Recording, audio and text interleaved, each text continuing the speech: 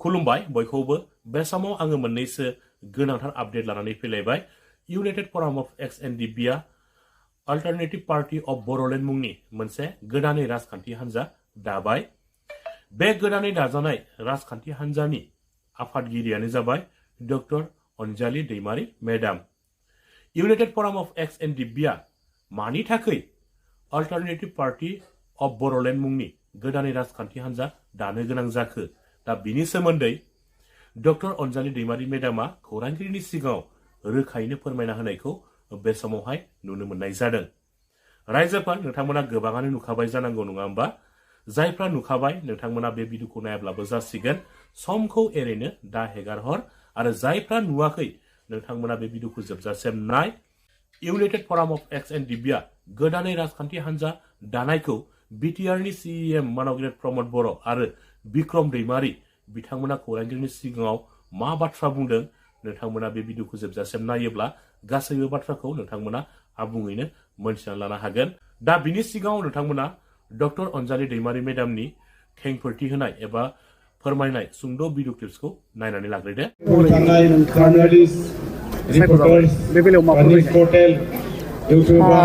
आं गिबियावनो गुदि बिटिसि हालामनि रायजो राजाफोरनिसिम नोंथांमोननि गेजेरजों आंनि गाहाम हामलायथिखौ बावहरो। नंगौ, दिनै गोदान मोनसे रिजनेल हान्जा दानाय जाबाय, जायनि मुङा अल्टारनेटिभ पार्टी अफ बर'लेण्ड एबा एपिबि गुसुङै जेखौ बुंदों। बेखौहाय सानसेयावनो साननानै दानाय जायाखै आरो बे नङा जे माबे जायगायावहाय बेसेबां दङ, बेसेबां थाब्ला गोदान दानो हायो हाया, बेबो नङा। जोंहा बयहाबो डेम'क्रेटिक राइट्स दङ। जेब्ला जों मावनायखौ सुखुनाय बादि मोना, साननायखौ जाफुंनाय बादि नुवाखै, रायजो राजाया माबादि मावदोंमोन, माबादि साननानै खस्थ' खालामदों, बेखौ जेब्ला जाफुंनाय बादि नुवा, अब्ला गुबुन गुबुन आफाद हान्जा दानायनि बयहाबो मोन्थाय थायो। बेबादिनो जोंनि बिटिसिआवबो जों दिनै जिखिनि जोङो आसा खालामदोंमोन, जों नङा, जों पार्टी दाग्रा हिसाबै नङा, खिन्थु रायजो राजा हिसाबै एज ए होल जि आसा खालामदोंमोन, बे आसाया दिनै लासै लासै फेलें जानो हमदों, गैया जालांबाय थानो हमदों। जोंनि थाखानाय मोन्थायफ्राबो बेवहाय बयनिबो लुबैनाय हास्थायनायाव दिनै जोङो बे आफादखौ दादों, हान्जाखौ दादों। जों बयबो मिन्थिगौ जे बर'फ्रा जुजियालासेनो जेबो मोनाखै। आनखि बर' रावखौ मा हांखोजों लिरगोन, बिनि थाखायबो जोङो दावहा होनो गोनां जादों, बिनि थाखायबो जोङो जिउ होनो गोनां जादों, थै होनो गोनां जादों। बेवहाय ओरैनो मोनि जा जोंनि बेबस्था, सासन बेबस्था, बिटिसिनि जिथु सासन बेबस्था, मोनथाम गोरोबथाजों मोननाय, बेखौहाय जोङो रैखाथि होनाया जोंनि दायित्व। आरो बे रैखाथि होनो थाखाय बिबान लानानैनो दिनै जोङो बे अल्टारनेटिभ पार्टी अफ बर'लेण्डखौ दादों। जेरै 6 शिडिउल मोननांगौ नङामोनब्लाबो कनस्टिटिउसनखौहाय एमेन्डमेन्ट खालामलायनानै 6 शिडिउल होबाय। 6 शिडिउलनि ओंथिखौ जों बयबो मिन्थिगौ जे बे जाबाय गावखौ गाव खुंनो मोननायनि मोनसे बेबस्था, राहा। खिन्थु दिनै जों बेखौ नुवाखै। गासैबो गोजौनिफ्राय जायो, जे गुबुना दैदेनहरो, गुबुना थिनो, बे मथेसो थायो। खिन्थु दिनै जोंहा लामा दालांल' जाबानोथ' जाया, दिनै स्कुलनि केम्पासा, बिल्डिङा मोजां जाबानोल' जाया। खिन्थु जोङो हारि हिसाबै, बर' हारि हिसाबै मान सन्मानजों खर' दैखांनानै थांनानै थानो मोननांगोन। दिनै जोंनो जि एसे हा होबाय, एसे जायगा होबाय, एसे बेबस्था होबाय, बेयाव खिन्थु जोंखौ गावबादि थानो होआखै। जोंनो न'खर फिसा मोनसे होबाय बिटिआर दा, खिन्थु बेयाव जोङो गावनि गोसो मथे सेल्फ रुल खालामनानै जों थानो हायाखै। दिनै जियाव हा होदों, जियावहाय जोंनो जायगा होदों, बेयाव जों न'खौ माबोरै लुना लागोन, खथानैनि ना खथाथाम, बेखौबो सोरबायासो बुंहरो। दिनै आंनि बारियाव आङो मा मैगं गायगोन, बेखौबो सोरबायासो बुंहरो। बेखौथ' जोङो उदांथि मोननाय होननानै बुङा, मोन्थाय मोननानै होननानै बुङा। बेवहाय जोंनो सोरबाया एसे न' हा होब्लानो जोङो हान्थु खारायनानै खर' गंग्लायनानै थांनानै थानांगौ, बे नङा। दिनै बे जागासिनो। बिनिखाय जोंहा जि मोनदों बेखौ जोङो सेफगार्ड होनो थाखाय, जोङो रैखाथि होनो थाखाय, जोंनि उदांथिखौ आरो बुहुमाव खर' दैखांनानै थांनानै थानो जाहाथे जों हायो मान सन्मानजों, बिनि थाखायसो जोङो दिनै बे अल्टारनेटिभ पार्टी अफ बर'लेण्डखौ दादों। खुनु पार्टी, खुनु सुबुंनि बेरेखा बे नङा। बेवहाय जोङो बिटिआर न'खराव थानाय गासैबो हारि हारिसा, धोरोमारि, राव रायज्लायग्रा गासैबो सुबुंनि मोजां हास्थायनानै, बिथांमोननि मोजां मोन्थाय, खौसेथि बयबो समानै बुंनो मोननाय समानै मोनजानाय समानै गोग्गो देहा मोननाय बेफोरखौ जोङो नोजोराव लाखिनानै अल्टारनेटिभ पार्टि अफ बड'लेण्डखौ जोनोम होदों खारन जों मिन्थिगौ न'खरसेयाव जुदि साबा फिसाला थानायाव सानैखौ फोरोंनानै साख्रिआवला खालामबाय साथामखौ फरायहोआसै होमब्ला बे न'खरा गोजोन न'खर जाया बे न'खरखौ जोङो जौगानाय न'खर होननानै बुङा जुदि बे न'खरनि साबा फिसाखौबो फोरोंजोबोब्लासो समानै नायजोबोब्लासो समानै मोनथाय होयोब्लासो बे न'खरखौ जोङो जौगानाय न'खर होगोन थिग बेबादिनो जोंनि बिटिसिआव थानाय बिटिआर ओनसोलाव थानाय गासैबो हारि हारिसा रावारि धोरोमारि सुबुंखौ जोङो समानै नागोन नंगौ बर'आ खस्थ' खालामनानै थै होनानै जिउ होनानै जोङो मोनदों बेनिखाय जों बिबान लानांगोन आरो बे गिदिर बिबानखौ जोङो बेनिखायनो लानो आवगायदों जुदिव जोंहाबो डाइरेक्ट बेबादिहाय पार्टि दानानै खामानि मावनो गोसो गैयामोन खिन्थु रायजो राजानि लुबैनाय हास्थायनाय समनि लिंनाय जोंहा जुदि आरो जोङो जिरायनानै थाबावोब्ला जोंहा हयथ' जि दंमोन बेबो गैया जागोन जोंहा बुंग्रा अनेक मानसि दङ न'आव जिरायनानै बे मोजां जादों बै मोजां जायाखै बैयो गुदुं बैयो गुसु खिन्थु थांनानै जों दांनायबासो मिन्थिगोन बेयो गुदुं ना गुसु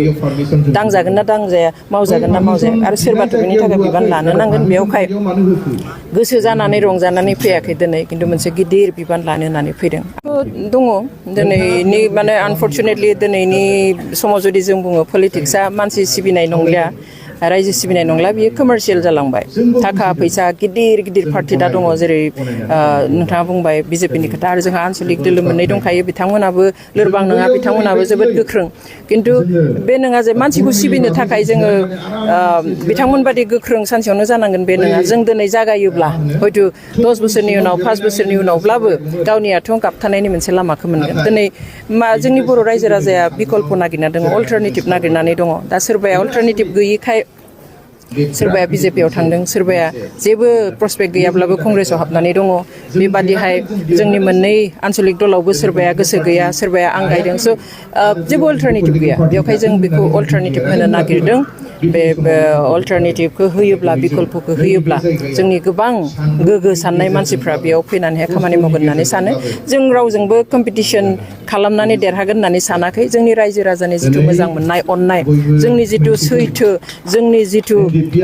मोनथाय बेफोरनि सायावसो जोङो सोनारनानै खामानि मावगोनखाय जों सानो जे थाखा फैसायाबो रायजोआनो दिनै गासिबो गोहोआबो रायजोआनो जोंनि थाखाय मात्र मोनसे खोथाखौ जों बुंनो हायो दिनै जे जोङो थाखा आरो असैथोनि राजनिति खालामा जोङो सैथोखौनो बुंगोन मानसिया ला दाला जों सैथोखौनो बुंनानै सैथोजोंनो आवगायगोन आरो थाखा फैसा होआब्ला सोलिया थेवब्लाबो जोङो थाखा फैसाजों गेलेनाया जोंनियाव थानाय नङा जोङो ट्रेन्सपेरेन्सि लाखिगोन आरो रायजोजों क्लोजलि थानानै खाथि सोमोन्दो लाखिनानै खामानि मावनो आवगायगोन आरो बेनो जोंनि बोलो गोहो जागोन होननानै जों आसा खालामो মই অভিনন্দন জনাইছোঁ ডেম'ক্ৰেটিক কাণ্ট্ৰিত গণতন্ত্ৰ দেশত পাৰ্টি গঠন হ'ব পাৰ্টি ভাঙিব এইটো একদম ভাৰত স্বাধীনৰ পৰাই চলি আছে গতিকে এইটো আৰু এটা নতুন পাৰ্টি আৰম্ভ হ'ল মই অভিনন্দন জনাইছোঁ নেতৃত্বক আৰু আশা ৰাখিছোঁ যে বিটিআৰ অঞ্চলৰ ৰাইজৰ কাৰণে এটা ইথিকেল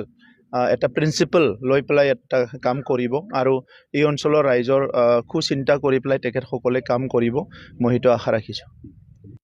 মই অভিনন্দন জনাইছোঁ ডেম'ক্ৰেটিক কাণ্ট্ৰিত গণতন্ত্ৰ দেশত পাৰ্টি গঠন হ'ব পাৰ্টি ভাঙিব এইটো একদম ভাৰত স্বাধীনৰ পৰাই চলি আছে গতিকে এইটো আৰু এটা নতুন পাৰ্টি আৰম্ভ হ'ল মই অভিনন্দন জনাইছোঁ নেতৃত্বক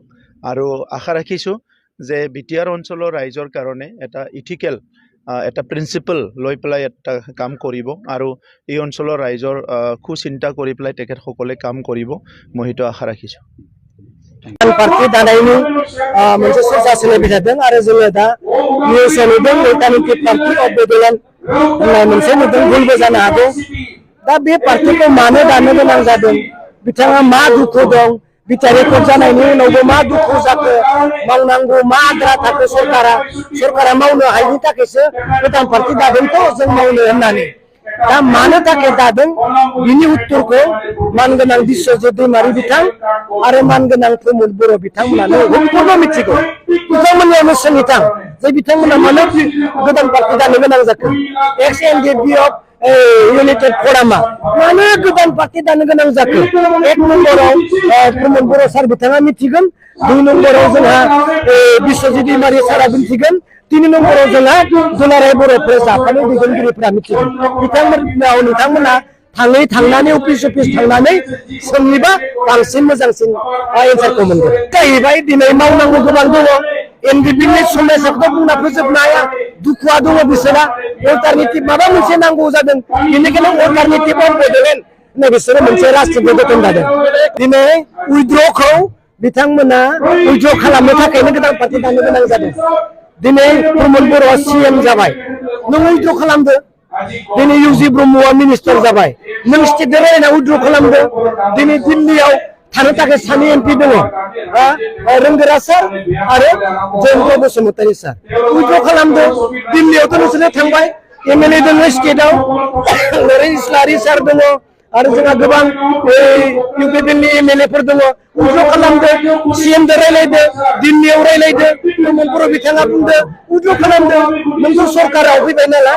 सरकाराव फैयाबाथ' दाय जागौमोन मन्त्रि जानो मोनाबा दाय जागौमोन एमएलए जानो मोनाबा दाय जागौमोन मिनिस्टार जानो मोनाबा दाय जागौमोन एमपि जानो मोनाबा दाय जागौमन दिन नोंसोरथ' गासैबो जाजोब्बाय उइथड्र खालामदो एनडिपिनि समस्याखौ सुफुंनानै होदो एबसुनि प्रग्रामाव सोर फैखो गृह मंत्री नखर मंत्री अमित शाह बिथाङा फैदों बिथाङा 82% बिथाइ रेकर्डआ जाफुंबाय होनना बुंना गालांबाय दा बिथाङा बुंना गालांबावदों रायज्लायनानै जे बिथाइ रेकर्डनि 82% जाफुंनायनि जिथु फोरमान 82 जाफुंनायनि जिथु फोरमान बे फोरमाननि कपिया मानगोनां बिश्वजित दैमारिनाव गांसे मानगोनां प्रमद बर'नियाव गांसे आरो दुलाराय बर' प्रेस आफादनियाव गांसे दङ माने 82टा माबा आइटेम्स जिया जाफुंबाय जायफोर 82%आ जाफुंबाय मोनसे मोननै मोनथाम मोनब्रै मोनबा 82आ जाफुङाखै होनबा बे 82टा जाफुंनायनि फोरमाना प्रमद बर'नियाव गांसे